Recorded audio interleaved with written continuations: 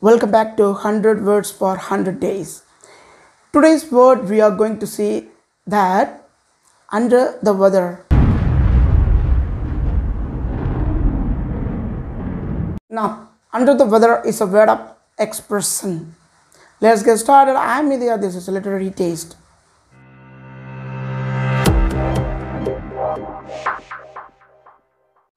Then what does it really mean by? As usual, I'm gonna give you an example. Let's have a look on it.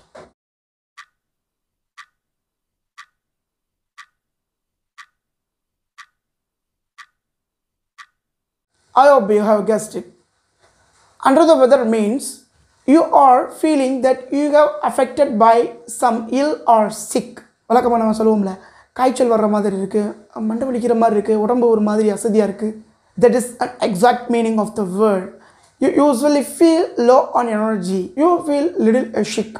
You can say Reena was feeling a bit under the weather, so she decided not to go to the movie with her friends.